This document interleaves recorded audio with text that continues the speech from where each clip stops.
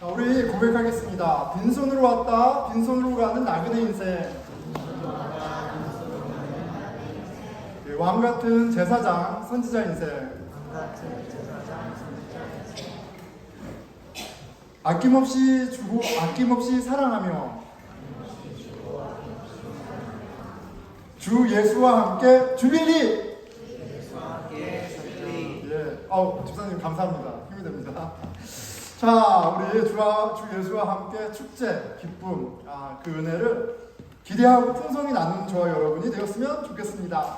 자, 요즘 제가 아까 광고 말씀드리면서 이른 아침 기도회에 10명, 15명 많은 분들이 참여하고 있다 말씀드렸는데 굉장히 unusual한 그런 상황입니다. 이렇게 많은 분들이 꾸준하게 모였던 적이 없었던 것 같아요. 그런데 가을학기 되면서 우리 현배와 한나가 같이 이번에 중학교 간 친구들이 참여하면서 이렇게 부모님들 함께 하시고 이모 삼촌들도 건강하면서 이렇게 되게 기도의 자리가 풍성해졌어요.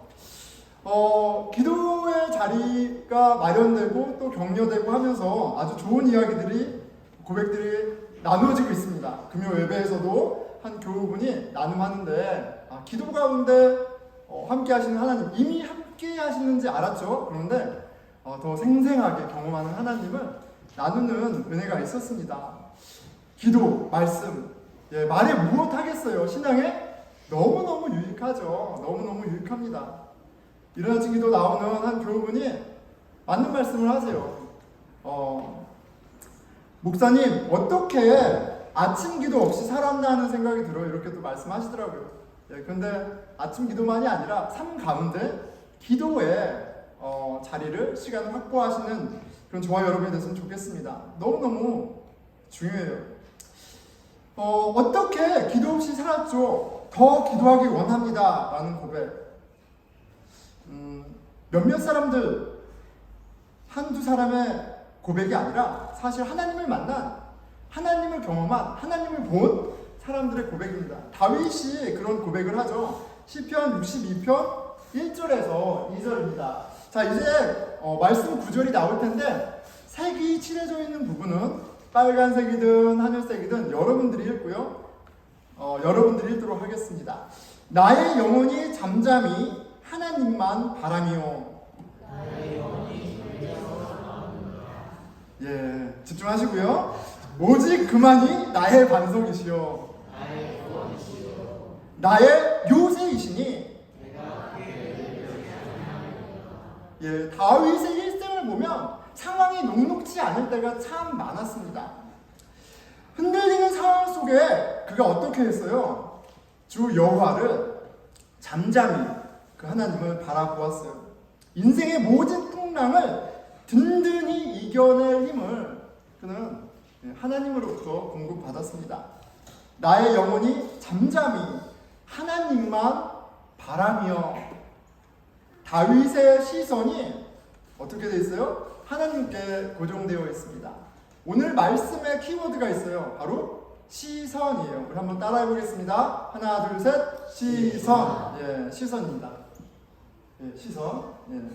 적당한 그림이 저것뿐이 없어요. 시선입니다. 자, 여러분, 세상에는 우리의 시선을 흐트리는 것들이 참 많습니다. 뭐가 있나요? 이 정도는 가져야지가 있고요. 이 정도는 좀 예뻐 보여야지, 있어 보여야지 라는 게 있고요. 이 정도는 좀 할 수 있어야지 라는 그런 참 많은 디스트랙션들이 있습니다. 돈, 외모, 실력이라는 우상들이 넘쳐나는 세상에 살고 있어요. 자, 그리고 우리 세대는 우리의 시선을 디스트랙트하는 또 대단히 센 놈이 한 분 있죠. 뭔가요, 여러분? 바로 스마트폰입니다. 우리 많은 시간, 우리의 시선을 이 전화기가 빼앗고 있어요. 제가 잘 살고 있어서 얘기하는 것이 아니라 제 얘기를 합니다. 제 얘기를 하는 거고요. 우리 시선을 디스트랙하는 것이 예전에도 많았는데 참 차고 넘치는 세상을 살고 있습니다. 자, 여러분들의 시선은 하루 중에 여러분들의 시선은 어디를 가장 하루 중에 많이 바라보고 있습니까? 한번 생각해 보세요. 어디를 가장 많이 보고 있는지 생각해 보세요. 시편 62편 1절 나의 영혼이 잠잠히 하나님만 바라며. 다윗의 시선은 하늘에 계신 하나님께 고정되어 있었어요. 그리고 그렇게 하나님을 바라보는 하나님께 고정된 시선, 그 시선을 갖고 있는 다윗에게 하나님이 그의 삶을 아주 풍성하게, 아름답게, wonderful and beautiful 이루어 가십니다. 그 이야기가 바로 사무엘상과 사무엘 10장까지의 역사예요. 하나님께 고정된 시선, 하나님을 주권자로 인정하는 마음이 여러분 바로 믿음의 시작이요 믿음의 열매 아니겠어요? 그 살아계신 하나님을 의지하고 바라보는 가운데 우리의 믿음을 의롭게 여기시고 또 우리 삶 가운데 역사하시는 하나님을 보게 하세요. 포도나무에 붙어있는 가지가 열매를 맺는 것처럼 우리가 하나님을 바라보면 하나님이 그 바라보는 우리로 풍성하게 열매를 맺게 하십니다. 다윗에게 있었던 일이에요. 자, 지난 주일 제목이 소시오패스는 누구인가라는 질문이었습니다. 같은 본문인 11장 후반부죠. 보면서 과연 11장에 나오는 소시오패스가 누군가 질문했고요. 답을 찾았습니다. 자, 기억하시는 분 한번 얘기해볼까요? 장영재, 11장의 소시오패스는 누군가요? 예, 다윗이었어요. 다윗이 바로 소시오패스였습니다. 11장 속의 소시오패스 다윗이 이 정도로 망가질 수 있다면 우리에게 가르쳐주는 바가 있죠. 우리도 어려서부터 어머니 뱃속에서부터 신앙생활을 했던, 성경을 몇 번 읽었던, 집사던, 목사던, 장로던, 여전히 우리에게도 소시오패스가 될 수 있는 그런 위험이 우리에게도 있다는 사실이에요. 우리 모두 소시오패스적 성향을 갖고 있습니다. 우리 모두 다윗보다 더하면 더했지 덜하지 않은 사람들이에요. 단지 다윗만큼 힘이 없을 뿐이에요. 다윗만큼 상황을 컨트롤할 수 있는, 매니플레이트 할 수 있는 능력이 없을 뿐입니다. 소시오패스는 만들어지는 것이라고 해요. 타고나는 것이 아니라 만들어지는 것이라고 해요. 어떤 상황에서 만들어져요? 성과 위주의 경쟁 사회일수록, 과정은 무시되고 결과만 칭찬받는 세상일수록 1등만이 칭송받는 세상에서 소시오패스가 만들어진다고 해요. 굉장히 자기중심적인 사람이잖아요. 소시오패스의 가장 큰 특징이 무엇입니까? 내가 원하는 것을 얻기 위해 거짓말 마구마구하고 수단과 방법을 가리지 않지만 양심의 거리낌이 없는 사람이에요. 사이코패스랑 다른 건 무엇이 옳고 그른지는 알아요. 그런데 거리낌이 없어요. 왜요? 내가 너무 중요해. 내가 원하는 것을 겟하는 게 너무 중요해. 근데 세상이 1등만 칭송하고 성과만 칭송하고 외모만 칭송하고 이렇게 해버리면 그런 소시오패스들을 많이 만들어낸다는 얘기예요. 자, 오늘 어쩌다 소시오패스라는 주제로 말씀을 전하겠습니다. 오늘 말씀에 등장하는 소시오패스는 여러분 다윗이에요. 그의 삶이 얼마나 아름답고 영광스럽고 의인의 모습이었던 것과 상관없이 우리가 발견하는 11장에서 목도하는 다윗은 분명 범죄자입니다. 그런데 그가 누구예요? 오늘 말씀의 시작에서 그 아름다운 시를 지은 그 시편의 주인공 아닙니까? 하나님과 마음이 합한 자라 칭송받던 다윗, 그 다윗의 악행에 우리는 11장을 보면서 당황스럽습니다. 다윗은 어쩌다 이런 소시오패스가 된 것일까요? 어쩌다 이렇게 된 거예요? 여러분 기억하십시오. 다윗이 소시오패스가 된 것은 바로 그의 시선의 문제였어요. 그의 시선의 문제였습니다. 오늘 말씀을 통해 우리 마음의 시선이 어떠한지, 우리 마음의 시선을 점검하고 우리의 시선이 생명의 주인이신 우리 주 예수 그리스도께로 고정되는 은혜가 있기를 기도합니다. 아멘. 자, 사무엘하 11장 1절에 소시오페스 다윗이 등장합니다. 그 해가 돌아와 왕들이 출전할 때가 되매 다윗이 요압과 그에게 있는 그의 부하들과 온 이스라엘 군대를 보내니 그들이 암몬 자손을 멸하고 랍바를 에워쌌고 다윗은 예루살렘에 내려오리라. 예, 다 전쟁에 나갔는데 지금 다윗이 뭐 하고 있어요? 그냥 예루살렘에 있었어요. 뭔가 좀 이상한데 다윗 너무 나태한 거 아니야? 자, 이거가 문제는 아닙니다. 왜냐면 이 다윗이 누리는 평화는요, 다윗의 나태함이라기보다는 하나님이 주신 축복이었어요. 7장 1절입니다. 여호와께서 주 위의 모든 원수를 무찌르사 암으로 궁에 평안히 살게 하실 때 이미 하나님의 축복 속에 여러분 다윗의 군대는 다윗이 함께 하지 않아도 승승장구하는 복된 강력한 군대가 되어 있었어요. 다윗의 안락한 삶은 하나님께서 주신 축복이에요. 여러분 풍요로움과 안락함 그것 자체가 죄는 아닙니다. 그것 자체가 악하지 않아요.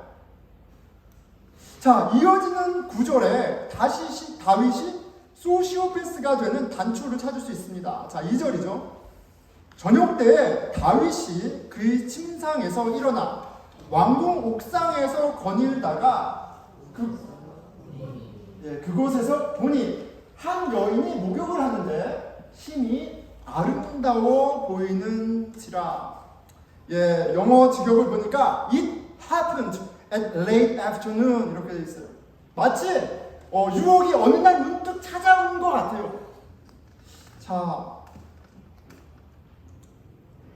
분위기가 그래요. 시험이 어느 날 갑자기 찾아온 것처럼 언뜻 보입니다.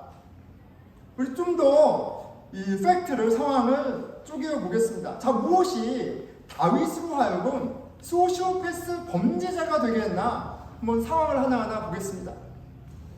자, 밤에 잠을 안 잤어요. 이게 문제였을까요? 옥상 위를 걸어갔어요. 이게 문제였나요? 밤중에 밖에서 목욕을 한 여인의 잘못인가요? 아니면 너무 예쁘게 태어난 것이 잘못인가요? 자, 밤에 잠을 안 자고 옥상을 걷고 밤에 목욕을 한 여인 너무 예쁘게 이런 것 자체는 악이 아닙니다. 다윗이 범죄한 원인이 아니에요. 이런 것이 원인이라면 이런 것이 범죄의 원인이고 근본적인 원인이고 우리가 소시오패스적인 성향으로 다른 박치는 원인이라면 우리는 리스트를 만들고 하지 말아야 할 건 하지 않고 해야 할 건 하기만 하면 돼요. 여기는 위험해 가지마. 여기 가면 악당이 돼 가지마. 저쪽 동네는 가지마. 여기는 좋은 곳이야. 이쪽으로만 모여. 교회에만 붙어있어. 장소와 시간으로 모든 것을 나누어서 해야 할 것과 하지 말아야 할 것을 나누고 그대로 살아가면 됩니다. 그런데 밤에 늦게 자는 게 죄는 아니잖아요. 밤에 옥상을 거니는 것 자체가 죄는 아니잖아요. 밤에 샤워하는 게 심지어 밖에서 하는 거여도 그것 자체가 죄는 아닙니다. 멋있게 태어나는 거, 예쁘게 태어나는 것 자체가 악은 아니에요. 다윗이 소시오패스 범죄자가 된 근본적인 원인은 그의 시선에 있었어요.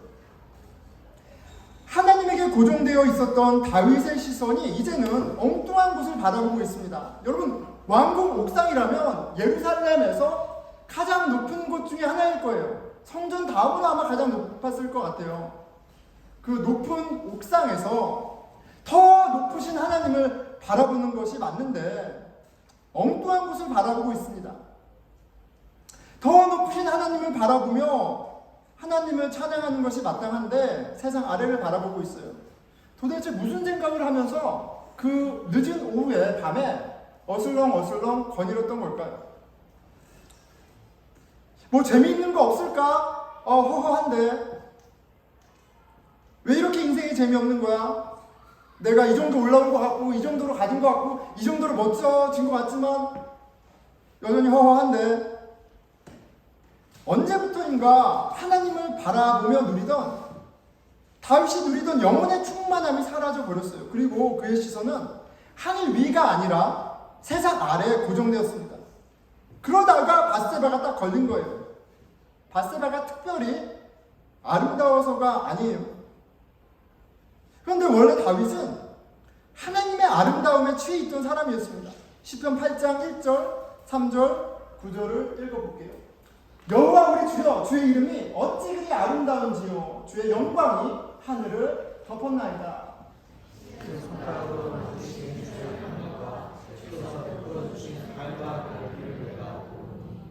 여호와 우리 주여, 주의 이름이 온 땅에 어찌 그리 아름다운지요. 밤하늘의 별을, 달을 보며 하나님의 아름다움에 압도되어 그 아름다움을 찬양하던 다윗의 시선이 세상에 박히자 땅에서 쾌락을 찾는 정욕의 인간이 되었습니다. 여러분, 잘 보이지도 않는 어둠 속의 여인이 심히 아름다워 보이는 착각에 빠져버려요. 시선이 바뀌니까 어떤 감정이 일어나고 그 감정이 다윗으로 악에 치닫게 합니다. 다윗이 어쩌다 유혹 때문에, 상황 때문에, 꾀임 때문에 시험에 빠진 것이 아니고, 어쩌다 소시오패스가 되는 것이 아니고, 문제는 그의 시선에 있었어요. 오늘 하나님이 아닌 땅에 시선에 박혀있는 다윗이 소시오패스 범죄자가 되는 것은 본문을 찬찬히 보면 시간 문제였다는 것을 알 수 있습니다. 굉장히 주도 면밀하죠. 3절, 그가 전령이에요. 다윗이 보낸 전령입니다. 아뢰되 그는 엘리야의 딸이요 햇사람 우리아의 아내 밧세바가 아니니까 하니. 다윗이 옥상을 거닐다가 샤워하는 여인을 보고 마음이 동했어요. 당시 문화나 상황 가운데 왕이 원하는 여인을 취하는 건 불의가 아닙니다. 이 여인이 어떤 여인인지 전령문을 확인했어요. 그런데 무엇을 확인했어요? 유부녀예요. 더군다나 남편이 햇사람 우리아라는 것을 확인했습니다. 근데 우리아가 누군가요? 우리아는 다윗의 37용사, 특별한 37용사 중에 한 명이에요. 굉장히 특별한 신하입니다. 다윗이 전령을 보내어 그 여자를 자기에게로 데려오게 하고 그 여자가 부정함을 깨끗하게 하였으므로 더불어 동침하며 그 여자가 자기 집으로 돌아가니라. 밧세바를 불러서 바로 간음하는 게 아니에요. 다윗이 한 가지 팩트를 확인하죠. 그 여자가 부정함을 깨끗하게 하였으므로 월경이 바로 끝난 걸 확인합니다. 여러분, 월경이 끝난 직후는 임신하지 않는 피리어드예요. 비록 왕이지만 무엇이 악한 것인지 너무나 분명히 다윗은 알고 있었어요. 남편이 있는 아내를 범하는 건 범죄라는 걸 다윗은 알고 있어요. 그래서 뭘 했어요? 들키지 않는 방법을 찾은 거예요. 완전 범죄를 위해 불임 기간을 확인합니다. 여러분, 이 정도면요 확실히 양심 없는 소시오패스 맞습니다. 하지만 다윗의 계획대로 되지 않죠. 아니, 임신을 하면 안 되는데, 아니 임신 기간을 확인하고 관계를 가졌는데 덜컥 어떻게 돼요? 아이를 가져버려요. 우연인가요? 아니죠. 생명의 주관자이신 하나님이 개입하고 있어요. 임신을 통해서 다윗의 불의를, 죄악을 들추십니다. 하나님이 여러분 우리를 굉장히 부끄럽게 하실 때가 있어요. 우리의 바닥이 드러나게 할 때가 있어요. 우리의 불의가 드러나게 할 때가 있어요. 우리를 쪽팔리게 하실 때가 있어요. 왜 그러세요? 우리의 시선이 당신에게 가 있지 않다는 것을 알려주시는 사인이에요. 우리로 하여금 회개하라는 사인입니다. 기회예요. 바세바가 덜컥 임신을 하면 부정할 수 없는 이 팩트 가운데, 증거 가운데 어떻게 해야겠어요? 죄를 인정하고 회개해야죠. 그런데 다윗은 그렇게 하지 않습니다. 그는 이 모든 상황을 매니플레이트 할 수 있는 능력이 있었어요. 그래서 그는 그가 갖고 있는 힘, 그가 갖고 있는 방법을 다 동원해서 그의 허물을, 수치를, 죄를 덮기로 결정합니다. 전쟁터에 있는 밧세바의 남편을 불러들이죠.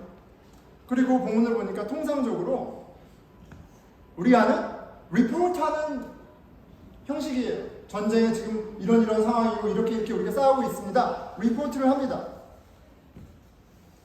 당연히 다윗은 우리아가 집에 돌아가 아내와 동침하기를 기대했죠. 그래야지 그가 간음으로 다른 남자의 아이를 가진 것을 숨길 수 있잖아요. 그런데 이번에도 다윗의 계획대로 되지 않습니다. 9절이죠. 그러나 우리아는 집으로 내려가지 아니하고 왕궁 문에서 그의 주의 모든 부하들과 더불어 잔지라. 그런데 이 우리아가 계획대로 안 움직여요. 막 너무너무 수고하고 힘들다가 집에 왔는데 당연히 집에 돌아가서 편하게 아내와 시간을 가질 거라고 예상했는데 이게 그냥 너무 노멀한 거잖아요. 근데 그렇게 움직이지 않습니다. 계획대로 되지 않아요. 그래서 다윗이 묻죠. 어찌하여 내 집으로 내려가지 아니하느냐 하니 햇사람 우리아가 이렇게 대답합니다. 우리아가 다윗에게 아뢰되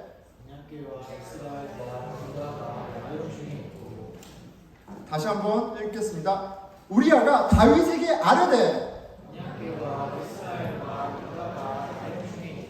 내 주 요압과 내 왕의 부하들이 바깥들에 진치고 있거늘 내가 어찌 내 집으로 가서 먹고 마시고 내 주와 같이 내가 이 일을 행하지 아니하기로 왕의 살아계심과 왕의 혼의 살아계심을 두고 맹세하나이다 하니라. 여러분, 이 우리아의 말은 야 멋지다 대단하다의 정도가 아니에요. 뭐예요? 우리아가 이렇게 이야기할 때 다윗이 좀 찔려야 되는 거 아니에요? 그가 한 말 한마디가 언약궤가 하나님의 군대가 야영중 전쟁터에 있습니다. 내가 왕의 살아계심을 두고 맹세하건대 절대 아니야 동침하지 않겠습니다. 이렇게 이야기할 때 그 한마디가 자기 자신의 정욕에 빠져 거짓말하고 그걸 덮기 위해 몸부림치는 다윗에게 비수가 되어 찔리는 게 정상이에요. 양심 있는 사람인데. 우리아의 시선이 다윗에게는 찔림이 되는 게 맞습니다. 우리는 지금 전쟁터를 떠나 예루살렘 안전한 곳에 집 아내가 있는 편안하고 즐거운 곳에 와 있어요. 그런데 그의 시선은 전쟁 중에 있는 하나님의 언약궤와 하나님의 군대에 가 있어요. 그렇기 때문에 그는 편안함을 선택하지 않습니다. 그런데 그 모습이 다윗에게 찔림이 되는 것이 맞을 텐데 그는 꿈쩍도 하지 않습니다. 그런데 이 언약궤 하면 여러분 언약궤 앞에 춤추던 다윗이 생각나지 않습니까? 하나님의 함께하심, 그가 비천한 양치기였음에도 불구하고 하나님께서 그를 지켜주시고 인도하시고 보호하시고 일으켜 세우셔서 왕이 되게 하신 그 살아계신 하나님으로 말미암아 언약궤를 예루살렘으로 모셔올 때 다윗은 춤췄어요. 그 모습을 보고 아내가 멸시했을 때 뭐라고 얘기합니까? 사람들의 시선 I don't care. 나는 하나님을 바라봐. 하나님으로 충분해. 그렇게 고백했던 다윗 아닌가요? 그런데 그렇게 언약궤 앞에서 기뻐 춤추던 사람이었는데 어쩌다 보니 소시오패스가 되어 있어요. 다윗에 대한 하나님의 평가는 너무너무 분명합니다. 11장 마지막 절이에요. 다윗이 행한 그 일이 여호와 보시기에 악하였더라. 하나님 보시기에 악했다. 다윗이 악했다. 이 악했다라는 말은 여러분 고지 곧대로 들어야 합니다. 야, 다윗이 하나님 마음에 합한 자였어. 이렇게 좋은 일을, 멋진 일을 했어. 하나님의 뜻이 그렇게 해서 이 말씀 그대로 보지 못하면 안 돼요. 무슨 말이냐면 하나님이 악했다라고 얘기하시는 거는 사형을 심판 선고하신 거예요. 이놈은 죽어 마땅한 범죄자다. 그렇게 말씀하신 거랑 똑같은 거예요. 하나님의 눈에 다윗은 악인입니다. 소시오패스 범죄자예요. 헷갈리지 말라고 명시하고 있어요. 하나님의 마음에 합했던 다윗이 어쩌다가 오늘, 여러분, 어쩌다가 오늘 소시오패스가 됐습니까? 기억하십시오. 그의 시선 때문이에요. 오늘 내가 바라보고 있는 그거, 오늘 나의 신앙, 오늘 나와 하나님과의 관계 어떻습니까? 말씀을 맺겠습니다. 저에게 지난 한 주간 한 가지 질문이 하나 있었어요. 과연 신앙에 유익하다는 게 뭔가? 신앙에 유익하다는 게 뭔가? 이 질문이었어요. 신앙에 유익하다? 한 분과 이야기를 하다가 이렇게 지난 10년, 20년을 돌아보니까 우리 교회에 같이 있다 떠난 많은 분들 가운데, 그리고 또 남기로 결정하고 함께한 많은 분들 가운데 공통적인 대답이 있었어요. 뭐예요? 신앙의 유익을 위해 다른 곳으로 떠납니다 라고 얘기하고, 아, 이곳이 나에게 신앙에 유익합니다 라고 결정하고 남기도 했어요. 도대체 신앙에 유익한 것이 무엇이냐는 말이죠. 떠나는 사람도 남는 사람도. 기도와 말씀을, 기도의 자리, 말씀의 자리를 제공하고 기도와 말씀을 격려하고 신앙에 유익하죠, 여러분. 그런데 교회 가운데 기도를 격려하고 말씀을 격려하지 않는 교회가 어디 있어요? 다 격려하지 않습니까? 도대체 뭐냐는 거죠. 오늘 주일 설교 말씀을 준비하면서 나름의 답을 얻었습니다. 어떤 전통, 어떤 프로그램, 어떠한 액티비티보다도 그 모든 과정 가운데 나의 시선을 하나님, 예수 그리스도, 성령님에게 집중할 수 있도록 도와주는 공동체가 신앙에 유익한 교회예요. 구체적으로는 이런 것 같아요. 우리아와 같은 사람들이 있는 교회가 신앙에 유익한 공동체입니다. 우리아는 다윗의 불의를 들추는 의인이었어요. 물론 우리아도 완벽하지 않았겠죠. 하지만 11장의 그 특별한 사건 가운데 우리아의 역할은 그의 의를 통해 다윗의 불의를 들추고 심판하는 거였어요. 우리도 다 완벽하지 않습니다. 우리에게도 불의가 있죠. 하지만 말씀 가운데, 기도 가운데, 주 안에 교제하는 가운데 우리의 불의가 드러나는 일이 있다면 그것은 신앙에 유익한 사인으로 삼을 수 있어요. 그리고 그런 맥락에서 본다면 신앙에 유익한 교회는 어쩌면 매우 불편한 관계, 불편한 곳일 수 있습니다. 그렇죠. 왜 불편하겠어요? 남들 사는 그대로, 남들 하는 그대로, 남들이 보고 따르는 그대로 살아갈 뿐인데, 그렇게 내 시선을 땅에 쳐박고 살아갈 뿐인데, 말씀과 기도 가운데 그것이 얼마나 더럽고 얼마나 천박한지 드러내시기 때문이에요.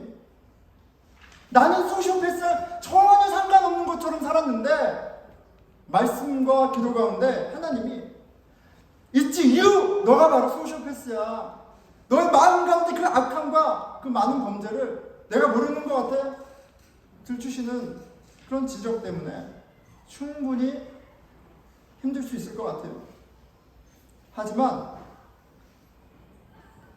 그 어려움과 불편함만큼이다 너무너무 분명한 것은 세상에 줄 수 없는 기쁨, 위로, 평강을 경험하게 하는 공동체가, 그 공동체야말로 신앙에 유익한 공동체입니다. 나의 더러움을 씻으시고 나를 존귀하게 하신 예수 그리스도로 나를 인도하는 그 예수 그리스도가 주시는 평강과 기쁨으로 그 예수 그리스도를 더 바라보고 찬양하는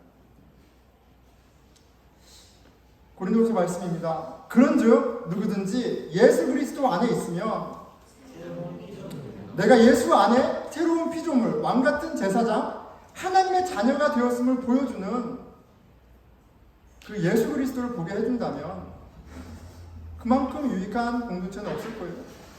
자, 여러분, 우리 공동체는 신앙에 유익한 교회 맞습니까? 저와 여러분의 시선은 오늘 어디를 향해 있습니까? 하나님보다 더 아름다워 보이는 나의 밧세바는 무엇입니까? 오늘 우리 가운데 이 세상 그 무엇보다 아름다우신 우리 주 예수 그리스도를 바라보기를 소망하게 되는, 소원하는 그 소원을 갖고 기도하는 은혜가 있기를 축원합니다. 성령님 도우심, 우리의 시선을 예수께로 고정하게 하는 은혜, 우리의 그 은혜를 구하는 기도를 잠시 드리도록 하겠습니다.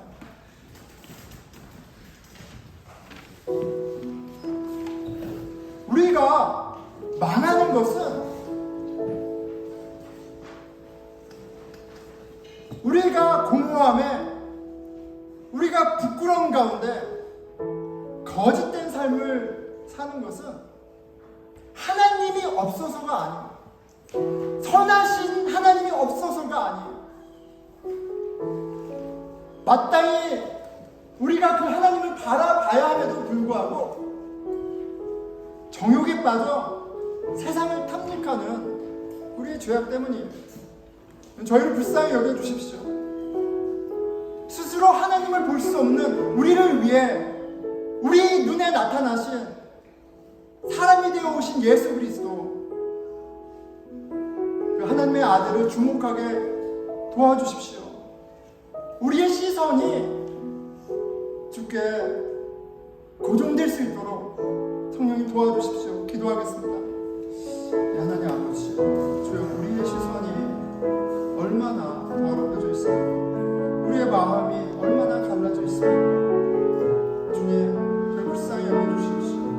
왼쪽으로 주님을 바라볼 수 있도록 성령님 도와주십시오. 주께서 우리 가운데 생생히 역사하시고 오늘 은혜가 저희 가운데 있게 하여 주시옵소서. 네, 우리 공동체를 위해서 기도하겠습니다. 교회에서 하는 많은 프로그램과 모임들, 만남의 자리가 있습니다. 그것 자체가 신앙이 아니라 그 가운데 우리를 만나주시는 그 하나님이, 예수 그리스도가 더욱더 선명하게 보일 때 그게 바로 신앙이라는 사실을 기억하게 해주십시오. 우리의 기도와 우리가 함께 상고하는 말씀과 우리의 만남과 이 예배 가운데 우리의 마음이 예수 그리스도를 더욱더 선명하게 보는, 우리의 시선이 예수 그리스도께 고정되는 일이 있게 하여 주시옵소서. 우리 공동체를 위해서 기도하겠습니다. 하나님 아버지, 스스로 하나님 바라보기가 너무 어렵습니다. 성령의 도우심만이 아니라 주 안에, 그리스도 안에 의인된 우리가 함께 모여 주를 더욱더 바라볼 수 있도록, 우리가 주님을 더 바라봄으로 기뻐하고 감사하고 그 평강을 나누는 공동체 될 수 있도록 성령님 역사하여 주시옵소서. 하나님께 시선이 고정되는 은혜가 어제만이 아니라 오늘만이 아니라 앞으로도 계속 되어질 수 있도록 도와주시옵소서. 우리 함께 일어나셔서 찬양하며 하나님께 우리의 시선을 맡겨드리는 기도를 하겠습니다.